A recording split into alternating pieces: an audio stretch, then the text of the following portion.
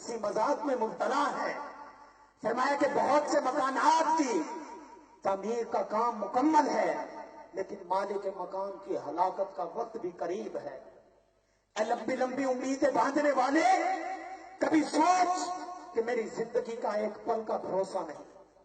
آگاہ اپنی موت سے کوئی بشر نہیں، سامان 100 برس کا ہے، پل کی خبر نہیں. کیا پل کا بھروسہ ہے آپ کے پاس؟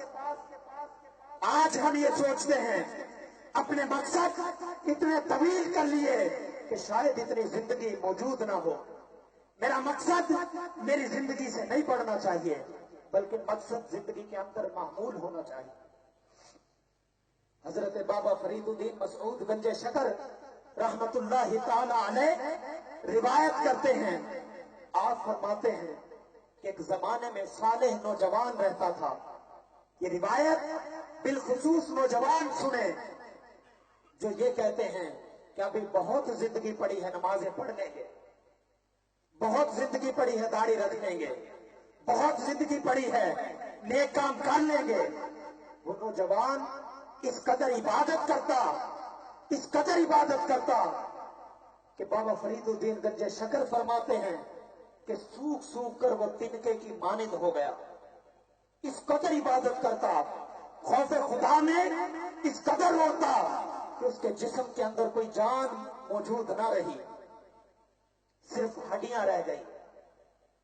چنانچہ وقت گزرتا رہا.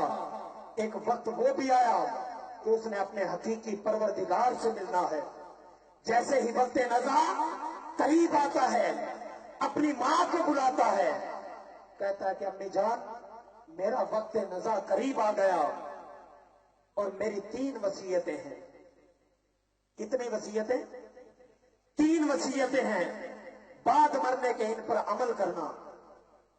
والدہ نے کہا بول بیٹا کیا وصیتیں ہیں؟ وہ شخص جس نے کبھی گناہ نہیں کیا، پوری زندگی اللہ کے خوف، اللہ کی عبادت، اللہ کی ریاضت میں گزاری. اب اس کی وصیتیں سنو نوجوان کی. کہا کہ امی جان میری پہلی وصیت یہ ہے کہ جب میں مر جاؤں تو ایک رسی اٹھا لینا، رسی اٹھا کر میرے گلے میں ڈالنا اور پورے علاقے میں مجھے گھسیٹنا اور کہنا کہ اللہ کے نافرمان اور باغیوں کا یہی انجام ہوتا ہے. لوگوں کہ اللہ کا نافرمان ہے، اس کے ساتھ یہی سلوک ہوا ہے. یہ کام کرنا یہ میری وصیت ہے. نیک نوجوان کی. کہا کہ بیٹا تیری دوسری وصیت کیا ہے؟ کہا کہ میری دوسری وصیت یہ ہے کہ میرا جنازہ رات کے وقت اٹھانا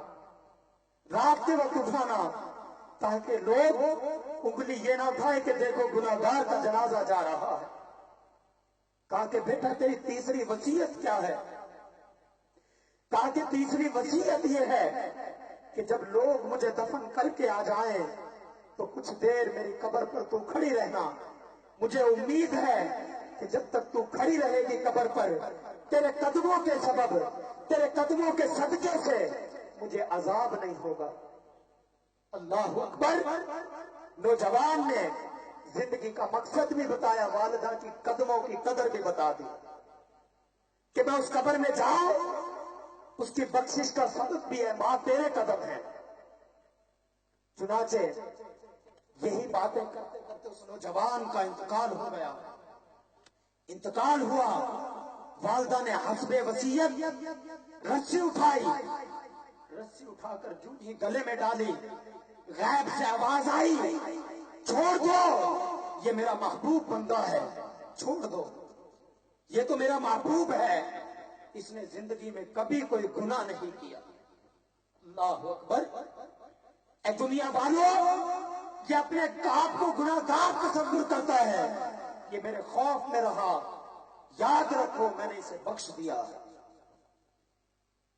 اللہ تعالی کا خوف جس دل میں ہے اس دل کے کیا کہنے. چنانچہ اس نوجوان کا انتقال ہوا، اللہ تعالیٰ نے بخش دیا.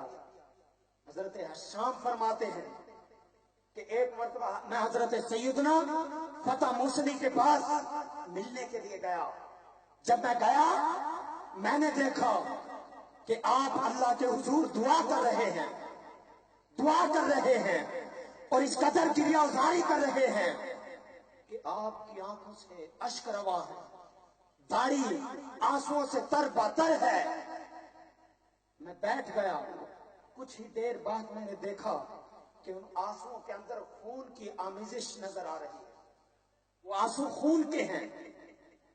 چنانچہ حضرت حشام کہتے ہیں کہ میں نے کہا اے فتح موصلی تو اتنا کیوں روتا ہے جبکہ تو اتنی عبادت کرتا ہے, اتنی ریاضت کرتا ہے, اس کے باوجود اللہ کے حضور اللہ کے خوف سے روتا ہے. آپ نے فرمایا کہ میں عبادت بھی کرتا ہوں, میں ریاضت بھی کرتا ہوں, رات کا قیام بھی کرتا ہوں, دن میں روزہ بھی رکھتا ہوں, قرآن کی تلاوت بھی کرتا ہوں, لیکن مجھے اس بات کا علم نہیں کہ میری یہ عبادات قبول بھی ہیں یا نہیں. کہیں کل بروز قیامت یہ عبادات میرے منہ پر نہ مار دی جائیں, کہیں اللہ یہ نہ فرما دے کہ جا مجھے تیری کوئی عبادت نہیں چاہیے. میں اس بات سے ڈرتا ہوں. کہا کہ اے فتح موصلی تو خون کے آنسو کیوں روتا ہے؟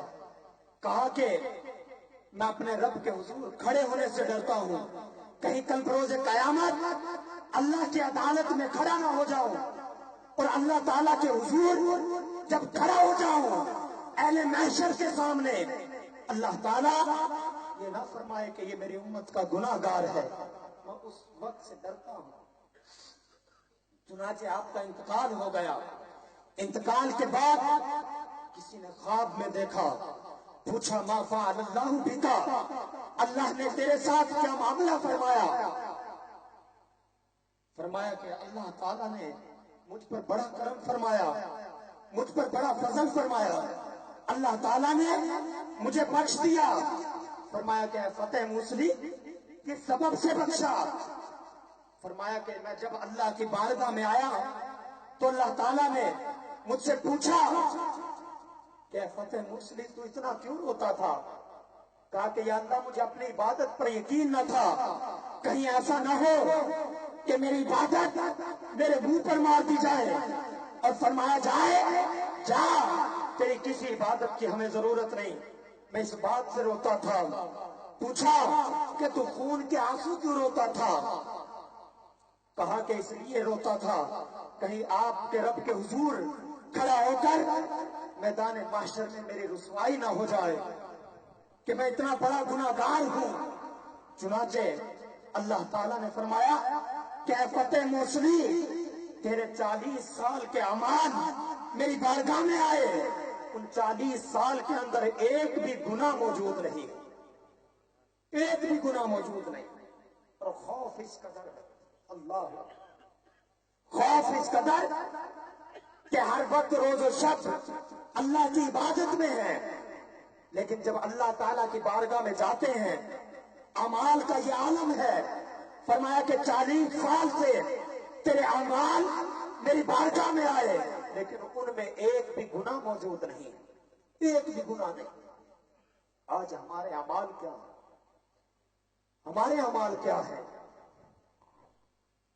گناہ بھی کرتے ہیں, اللہ کے حضور کبھی کھڑے بھی نہیں ہوتے, اللہ کے حضور کبھی دعا بھی نہیں کرتے.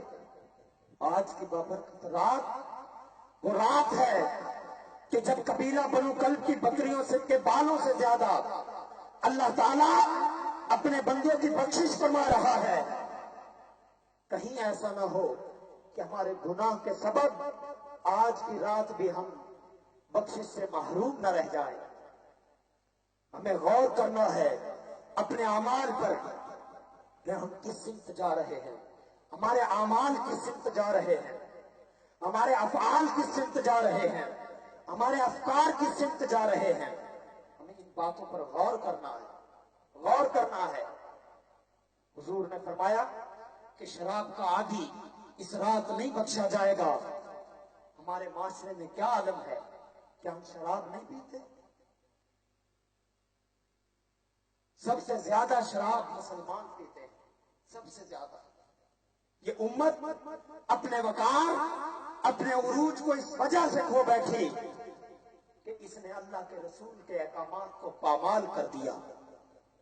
جب احکامات پامال ہو گئے تو آج مسلمانوں کا حال یہ ہے کہ سب سے زیادہ تر ذلیل اور رسوا مسلمان ہوتے ہیں۔ آج ہمارے اعمال کے سبب، ہمارے گناہ کے سبب ہم پر وہ مصائب طاری ہیں، وہ بیماریاں طاری ہیں جو آج تک نہ کبھی سنی تھی نہ سنیں گے۔ کتنے ایسے ہیں جو اللہ کی بارگاہ میں رجوع کرتے ہیں کہ اللہ ہم تیری بارگاہ میں رجوع کرتے ہیں تو ہمیں معاف فرما دے۔ اللہ کی بارگاہ کی طرف لوٹ آؤ، لوٹ آؤ، وقت ہے۔ ابھی توبہ کا دروازہ کھلا ہے، جب یہ دروازہ بند ہو جائے گا ہم کہیں کے نہ رہیں گے۔ اس امت پر، اس امت کے زوال کے سبب جو بے حد سبب ہیں، لیکن اس میں سے ایک بنیادی سبب اس امت کے گناہ ہیں۔ اس امت کے گناہوں نے اس امت کے عروج کو پامال کر دیا۔ کیا خوب کسی نے کہا، اے خاصہ خاصان رسول، وقت دعا ہے، امت پہ تیری آ کے عجب وقت پڑا ہے۔ فریاد ہے کشتی امت پہ دکھے بار، بیڑا یہ تباہی کے قریب آ لگا۔ آج ہم کس سمت جا رہے؟ ہم تو اس کنارے پر ہیں کہ اگر ذرا سا ہوا کا جھونکا آ گیا تو ہم ہلاک ہو جائیں گے، ہم ہلاک ہو جائیں گے۔ ایک ہوا کے جھونکے کو ہم برداشت نہیں کر سکتے۔ اگر اللہ تعالیٰ کے عذاب کا ایک جھونکا آ گیا تہس نہس ہو جائیں گے۔ اس وقت کو یاد کرو کہ جب قبر میں اتار دیے جاؤ گے، فرشتے آئیں گے، اچھے اور برے اعمال پوچھیں گے۔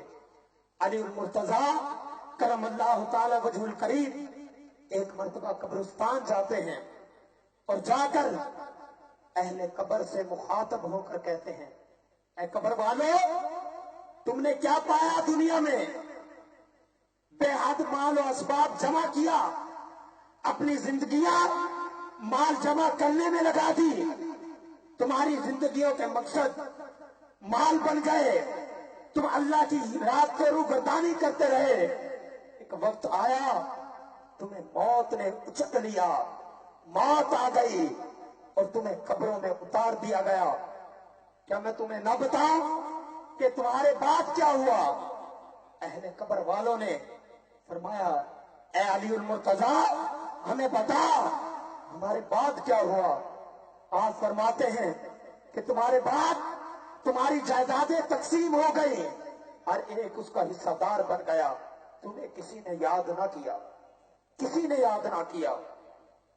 تمہاری عورتوں نے، بیواؤں نے دوسری شادیاں کر لی، تمہیں کسی نے یاد نہ کیا۔ تمہاری اولاد تمہارے مال میں مگن ہو گئی، تمہیں کسی نے یاد نہ کیا۔ اللہ کے رسول صلی اللہ علیہ وسلم نے فرمایا کہ قبر انسان کو دن میں 70 مرتبہ یاد کرتی ہے، اور قبر کہتی ہے کہ اے مجھ پر اترا کر چلنے والے، یاد رکھ تجھے میرے اندر آنا ہے، میں کیڑوں کا گھر ہوں، میرے اندر بے شمار برائیاں ہیں، بے شمار عذابات ہیں، مجھ پر نرمی سے چل، نرمی سے چل۔ کیا ہم نے کبھی قبر کی تیاری کی؟ کبھی تصور تو کرو کہ جب قبر میں جائیں گے آج ذرا سے گرمی برداشت نہ ہو، جب تصور کرو کہ قبر میں جاؤ گے کیا کرو گے؟ وہ گرمی کا گھر ہے، قبر کہتی ہے، قبر پکار کرتی ہے کہ میرے اندر بے شمار کیڑے ہیں، میرے اندر بچھونا نہیں، گرمی ہے۔ اگر قبر کے اندر فرمایا کہ جب گناہگار قبر میں جاتا ہے حکم ہوتا ہے کہ اس کی قبر میں آگ بچھا دو، اس کی قبر میں آگ بچھا دو، اس کو آگ کا بستر دے دیا جاتا ہے۔ فرمایا کہ قیامت کے دن جو سب سے چھوٹا گناہگار ہوگا، جس کو سب سے ہلکا عذاب دیا جائے گا، اللہ کے رسول نے فرمایا